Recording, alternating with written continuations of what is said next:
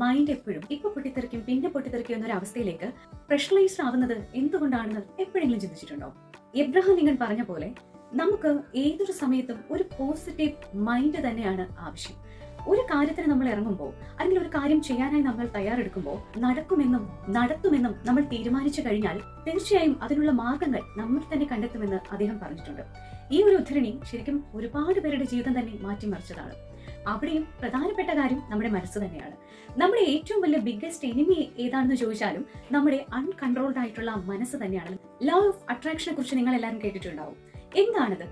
What you think you become. എന്താണോ നമ്മൾ ചിന്തിക്കുന്നത് അത് നമ്മളിലേക്ക് വരുന്നു, അല്ലെങ്കിൽ നമ്മളായി തീരുന്ന ആ ഒരു പ്രതിഭാസം. നമ്മുടെ മനസ്സ് ശരിക്കും ഒരു മാഗ്നറ്റ് പോലെയാണ്, ഒരു കാന്തം പോലെയാണ്. എന്താണോ നമ്മൾ കരുതുന്നത് അല്ലെങ്കിൽ എന്താണോ നമ്മൾ ചിന്തിക്കുന്നത് അതാണ് നമ്മളിലേക്ക് അട്രാക്റ്റഡ് ആവുന്നത്. നിങ്ങൾ ശരിയായ കാര്യങ്ങൾ മാത്രം ചിന്തിക്കുന്ന ഒരാളാണെങ്കിൽ, അല്ലെങ്കിൽ പോസിറ്റീവ് ആയിട്ടുള്ള കാര്യങ്ങൾ മാത്രം ചിന്തിക്കാനായി നിങ്ങൾ ട്രൈ ചെയ്യുകയാണെങ്കിൽ, അല്ലെങ്കിൽ അതിനുവേണ്ടി ഒന്ന് ഇനിഷ്യേറ്റീവ് എടുക്കുകയാണെങ്കിൽ, ആ മാഗ്നറ്റിക് പവർ കൊണ്ട് നമുക്ക് നല്ല കാര്യങ്ങൾ മാത്രം നമ്മളിലേക്ക് അട്രാക്റ്റഡ് ആവുന്നത് അനുഭവിക്കാൻ സാധിക്കും. ശരിയായ കാര്യങ്ങൾ ചിന്തിച്ചാൽ ശരിയായ കാര്യങ്ങൾ തന്നെ നടക്കും.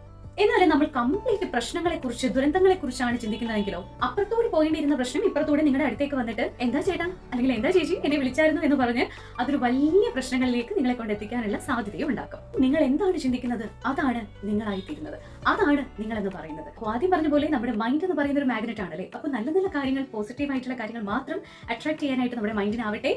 നല്ല പോസിറ്റീവ് ആയിട്ടുള്ള കാര്യങ്ങൾ മാത്രം സംഭവിക്കട്ടെ എന്ന് ആശംസിച്ചുകൊണ്ട് മറ്റൊരു കോണ്ടന്റുമായി നമുക്ക് കാണാം മറ്റൊരു വീഡിയോയിലൂടെ.